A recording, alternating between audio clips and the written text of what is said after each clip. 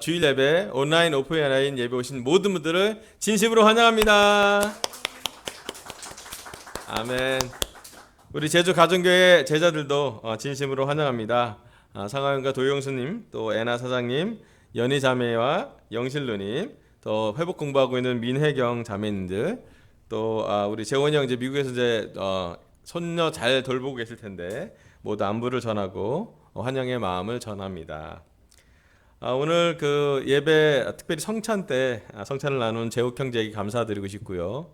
또 재욱 형제가 솔직하게 자기 빚을 다 오픈해 주셔서 그 약한 가운데 하나님이 어떻게 은혜를 주셨는지를 나눴고, 그 과정으로 우리 진기자매가 거의 정말 폐 수술을 되게 힘든 수술을 했는데 그런 나눔을 통해서 정말 이렇게 쉽지 않은 시간에, 가장 어려운 시간에 서로 이렇게 부부가 이렇게 하나가 되어서 이렇게 어려움을 이렇게 나누는 걸 보면서 참 하나님의 은혜가 깊다, 또 너무 감사하다 생각이 들었습니다. 우리 제국 형제로서 지속적으로 기도하겠고, 또 그 빚이 다 갚아지는 날 하나님께 큰 찬양을 드릴 수 있도록 저희가 노력했으면 좋겠습니다. 또 우리 헌금 시간에 인도 호프 그 감사 영상을 봤습니다. 제가 몇 번 봤는데도 볼 때마다 마음이 아프고, 정말 많은 사람들이 지금 벌써 어떤 나라는 백신을 많이 맞아서 마스크를 살고 있는 나라도 있기도 한데요. 지금 인도의 나라는 정말 많은 사람들이 백신을 맞지 못한 상태고, 또 많은 사람들, 또 많은 제자들, 약 한 75명의 제자들 또는 제자들의 가족이 하늘나라로 간 것을 보고했습니다. 지속적으로 기도해야 될 것 같고요. 또 그럼에도 불구하고 인도교회 인도자들이 했던 그 감사 표현은 진정으로 성경 말씀에 나오는 1세기 교회에서 나누는 감사의 표현이라는 생각이 들었습니다. 그래서 우리 지속적으로 기도했으면 좋겠고, 또 혹시 어떤 우리 한국교회 호프랑 같이 해서 좋은 기회가 있다면 또 인도교회를 도울 수 있는 그런 기회에 우리도 참여했으면 참 좋겠습니다. 지난 주일 예배는 강석교회 시작하고 처음 하는 시도로 성찬까지만 우리 같이 했고요. 설교는 제가 형제들과 했고요. 자매들에겐 저희 아내가 히스기야 왕과 이사야의 관계를 처음으로 설교를 했다고 합니다. 그래서 너무 좋았다고 또 많은 좋은 피드백을 좀 받았는데요. 우리 자매들이 그런 필요를 채우셔서 너무 좋았고, 또 가끔 우리 분기당 한 번 정도는 이렇게 형제 자매들끼리 필요를 채울 수 있는 그런 예배를 진행하려고 합니다. 저는 아내가 설교 준비하는 것을 보고 아멘이라고 외쳐주고 싶고요. 너무 고생했다고 얘기하고 싶습니다. 예. 지난주에 로마서 강의 11번째로 아브라함의 믿음 첫 번째 말씀을 전했습니다. 우리 자매들은 못 들었을 텐데요. 나중에 이제 영상이 유튜브로 올라왔으니까 보시면 될 것 같고요. 아브라함의 믿음과 행위, 그 다음에 믿음으로 인정받을 때 생기는 특징들에 대해서 5가지에 대해서 말씀을 전했습니다. 우리 형제들과도 말씀을 같이 나눴고요. 그래서 이번 주에는 로마서 4장 마지막 부분, 지난번 첫 번째 부분이고요. 로마서 4장의 마지막 부분을 설교로 할 예정입니다. 오늘 강의는 오늘 말씀은요, 로마서 강의 12번째로 아브라함의 믿음 두 번째, 아브라함의 믿음의 실제 사례를 연구한 연구 공부, 그러니까 성경 공부를 조금 깊게 해서 말씀을 연구해서 나누도록 하겠습니다. 로마서 4장을 잘 이해하면 우리 강석의 제자들의 믿음이 깊어질 거라고 저는 확신해요. 그리고 아브라함의 믿음이 본질이기 때문에 그 본질과 점점점 가까워질수록 우리는 깊어지고 성장할 거라고, 또 성숙할 거라고 저는 믿습니다.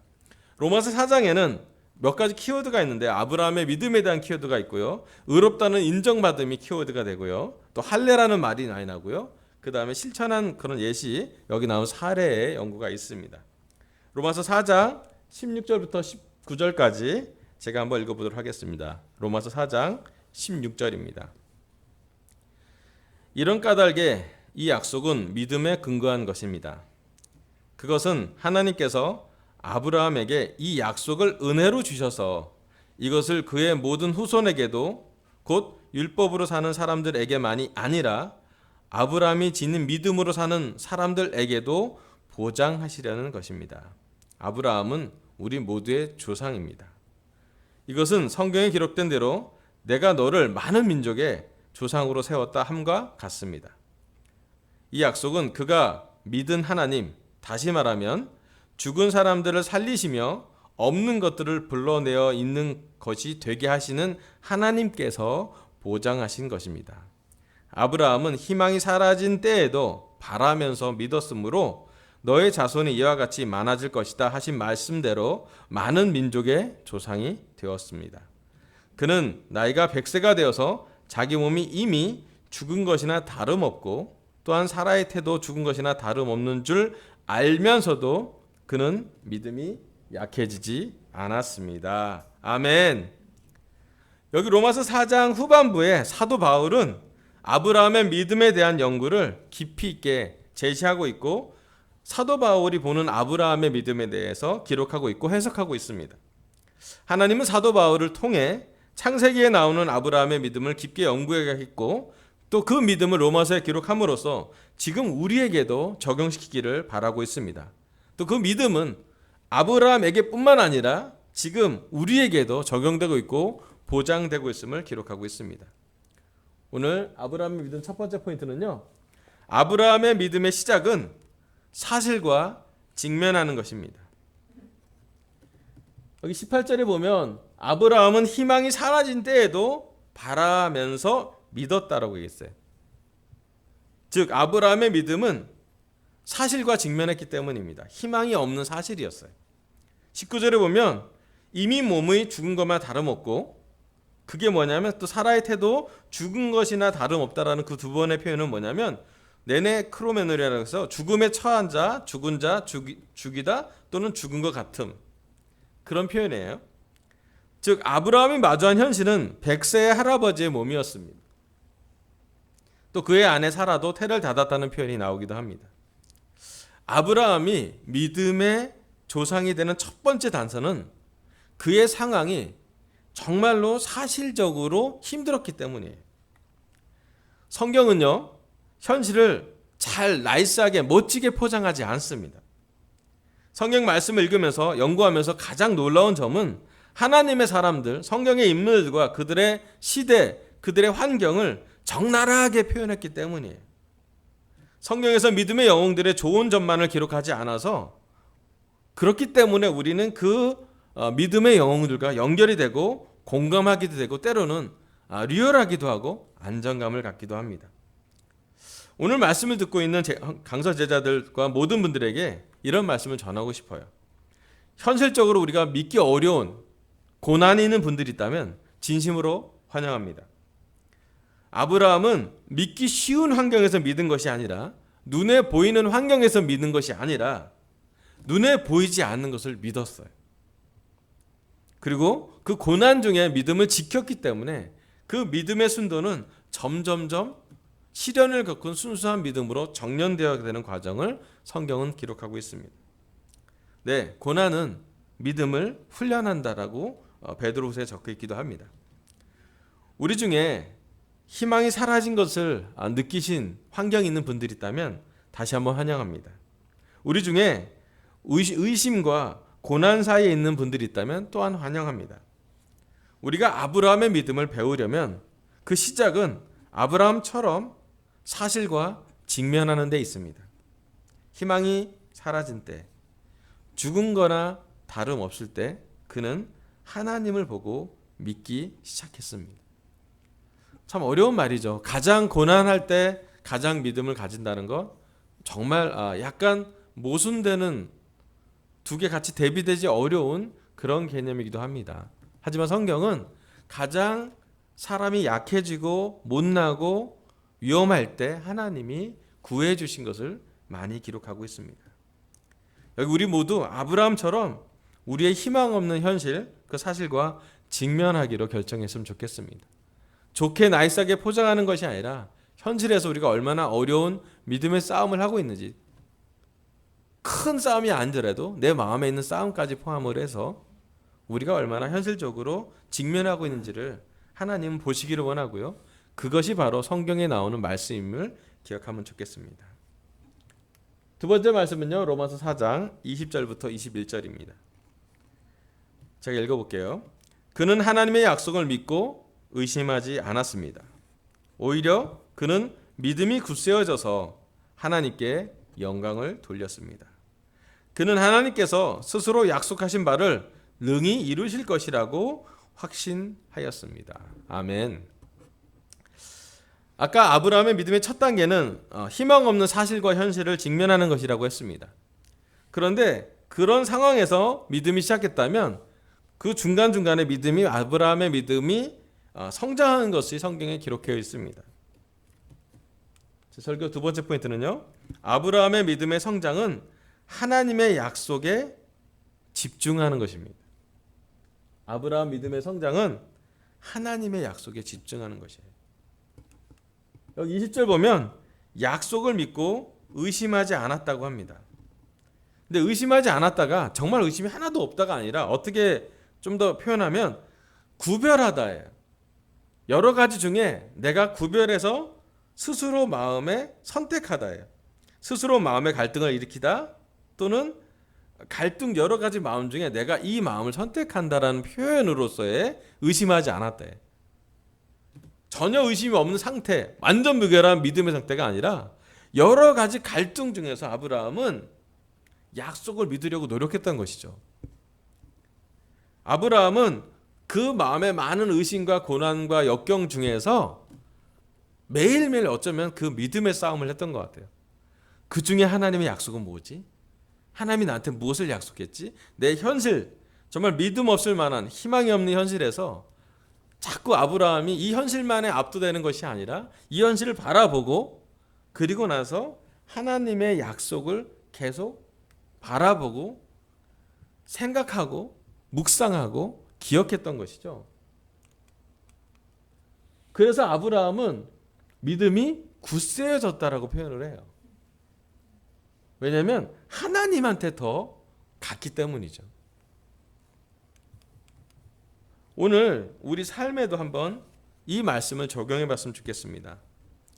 왜냐하면 우리의 믿음도 본질적으로는 아브라함의 믿음과 비슷하기 때문이에요. 아마 아브라함은 매일 밤하늘을 보면서 갈등하지 않았을까요? 하늘을 쳐다봐라, 저 별들이 네 후손처럼 많을 거다. 셀 수 있으면 세어봐라. 안 세지잖아요, 너무 많아서. 청명하나, 지금보다 대기 환경이 좋을 때니까. 그렇지만 아브라함은 그 별들을 보면서 무슨 생각을 했을까? 달을 보면서 별을 보면서 그가 어떤 것을 생각했을까? 지금 현실은 나이가 100세가 되어서 죽은 거나 다름이 없는데 하나님은 정반대의 얘기를 약속을 주시는데 그는 어디에 더 집중했는지 그의 믿음의 싸움의 흔적이 나옵니다.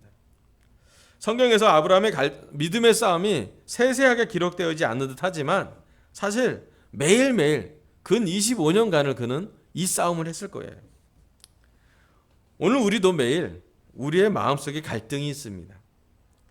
매일 우리는 현실을 직면하면서 보이지 않는 것을 믿는 싸움을 하고 있습니다. 그것이 우리는 믿음의 싸움이라도 하죠. 그래서 우리가 하는 갈등은 그렇기 때문에 더 어렵습니다. 보이지 않는 하나님을 믿고 보이는 것을 직면하며 또 보이지 않는 것을 바라고 믿는 것을 의미하기 때문이죠. 이 말이 다 어려운 말이죠. 믿음은 그래서 우리가 갈등 중에 마음의 여러 가지 갈등 중에 우리가 어느 것을 구별해서 선택하고 어디에 집중해야 되는 것을 이야기하고 있습니다. 아브라함은요, 하나님의 약속에 약속을 구별해서 꺼냈고 마음에서 거기에 집중했습니다. 아마 우리가 하나님의 말씀을 꺼낼 때만 아마 우리는 의심이 좀 지워질 것 같아요. 의심이 없어서 사라지는 게 아니라 의심이 있는 상태지만 우리는 말씀과 약속에 집중할 수 있기 때문이죠. 하나님의 아들 예수님도 광야에서 사탄에게 공격을 받았습니다. 내가 하나님의 아들이라면 빵이 되게 해라. 모두 다 경배하게 해주겠다. 여러 가지 많은 사탄의 시험을 받았습니다. 그때 예수님이 사탄에게 승리했다는 말이 성경에 기록되지 않았어요. 어떻게 기록되어 있냐면 사탄은 적전할 때까지 물러나 있었다라고 성경에 써 있어요. 하나님의 아들도 말씀을 선택했던 것이지 사탄한테 완전히 승리한 것이 아니었어요. 어쩌면 사탄한테 완전히 승리한 것은 십자가 다음에 부활할 때라고 표현할 수 있을 것이에요. 예수님이 우리 육신의 몸을 지니고 이 땅에 있을 때에도 그의 삶에서 사탄은 늘 크고 작은 공격으로 사람들의 마음을 보면서 더 많은 공격을 했을 거예요. 예수님 또한 육신을 가지고 저희와 함께 살 때에 믿음의 싸움을 하셨다는 증거입니다. 어느 한순간 믿었다고 의롭다는 인정을 받은 것이 아니라 예수님은 매일 현실과 하나님의 약속 사이에서 선택과 집중을 하셨지요. 아마 그 시간 때문에 예수님은 하나님과 기도했고 예수님이 받던 구약의 말씀으로 사탄과는 이렇게 말씀으로 대응하는 것을 성경에 기록하고 있습니다. 오늘 우리 강서 제자들도 아마 매일 믿음의 싸움을 하고 있을 거라고 생각이 듭니다. 근데 가장 중요한 포인트는 우리가 우리의 현실을 보면서도 하나님과 하나님의 약속에 집중할 수 있는지. 우리가 밖으로 보이는 현실에도 힘들 수 있지만 사실은 다른 사람은 모르지만 내 마음 안에 있는 내 마음의 의심과 고난과 갈등이 우리에게 존재할 거예요. 아주 사소하게 얘기하면 내가 말씀을 볼 건가 TV를 볼 건가, 내가 오늘 드라마를 볼 건가 기도하러 나갈 건가, 내가 피곤하니까 잘 건가 아니면 기도하고 잠을 청할 건가. 아주 작고 작은 선택이 우리의 24시간이 될 것입니다. 믿음은 하나님에 대해서 생각하고 그분의 약속, 말씀에 집중하는 것이래요. 그리고 그 선택을 하는 사람들은 한 번이 아니라 지속적으로 그 선택을 하는 사람들은 습관처럼 또 삶으로 하나님의 약속에 더 집중하는 사람들은 믿음의 성장을 가져온다고 합니다. 저는 개인적으로 31년 동안 지금도 믿음의 싸움을 하고 있습니다. 매번 그대로라 느낀 적도 많고요. 내 믿음은 항상 이렇게 작은지라고 생각할 때가 있어요. 제가 목회도 하지만 목회자로서도 왜 이렇게 믿음이 작은지도 고민하게 됩니다. 왜냐하면 내 현실은 늘 저에게 압도될 정도로 제가 뭘 어떻게 해도 되지 않을 만한 상황들을 직면하게 해요. 여러분의 기도 리스트를 요즘 모으고 있는데 압도됩니다. 이 기도 리스트가 다 이루어지려면 그분이 오셔야 돼요. 저희가 할 수 있는 일이 아니라 생각이 듭니다. 우리 삶의 작은 기적부터 큰 기적까지 만약에 우리가 기도를 이루고 싶다면 제일 먼저 우리가 해야 될 건 뭐냐면 우리 일상 중에 우리의 선택이 하나님과 같이 시간을 보내는 선택을 하는 것이에요. 우리의 믿음이 작을지라도 오늘 이 시간은 우리가 지금 이 시간 예배 드림으로 우리는 하나님과 연결되려고 시도하고 있습니다. 말씀에 나아가고 있고요. 아브라함에 대해서 듣고 있고요. 예수님에 대해서 듣고 있고요. 무엇보다도 제자리 걸음일지라도 우리는 하나님께 예배 드리고 있습니다. 그게 우리 가정에서 여기에 나와서 예배 드리면 감사하지만 가정에서 조그만 핸드폰을 보고 유튜브로 예배를 드리는 시간이라도 아니면 우리의 삶에 쪼개서라도 시간을 보내면서라도 하나님과 기도했을 때 여러분은 선택과 집중을 하게 됩니다. 오늘 시간 우리가 현실을 직면하면서도 하나님의 약속에 더 집중할 수 있는 아브라함의 믿음을 그 성장을 경험하는 2021년이 되기 바랍니다. 아멘.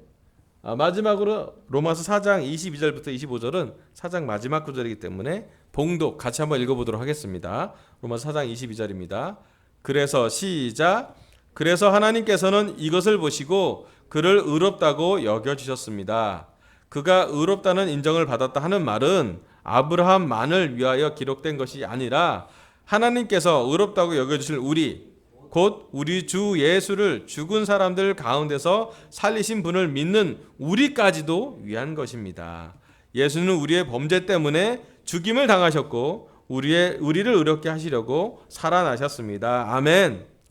사도 바울은 로마 4장 마지막 부분에 아브라함의 믿음과 예수님과 갑자기 연결을 시킵니다. 몇천 년에 걸친 아주 오래된 일인데 하나처럼 되게 사도 바울의 눈에는 아브라함의 믿음과 예수님의 대가가 딱 연결이 됐어요. 그리고 여기 두 가지 표현을 합니다. 하나님은 이것을 보시고 그를 의롭다고 여겨주셨대요.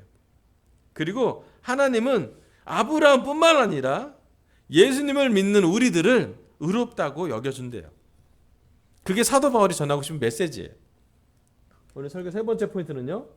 의롭다함이 차이를 만든답니다. 솔직히 창세기를 보면 아브라함은 늘 믿음대로만 살지 않았어요. 사도 바울이 로마서 4장에 나온 아브라함은 정말 완벽한 모습으로 그려지지만 창세기의 리얼한 아브라함의 모습은 탄탄대로가 아니라 험로였습니다. 아브라함의 순종은 불안정했고요. 하나님에 대한 신뢰도 수시로 오락가락했어요.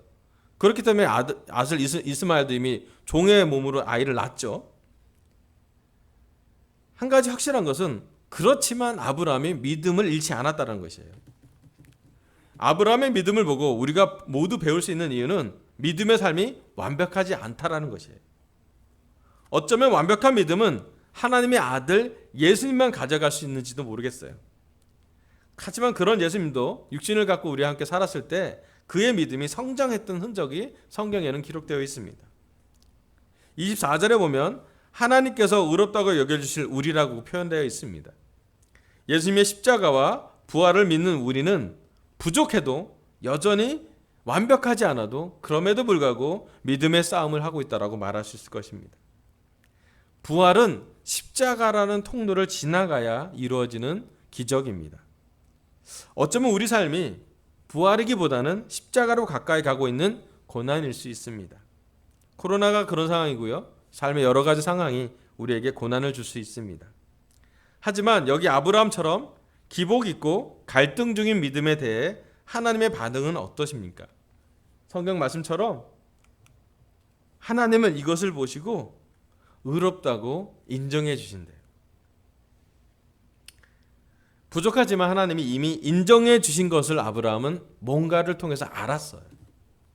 이 말씀이 왜 우리에게 중요하면 의롭다함이 차이를 만든다고요.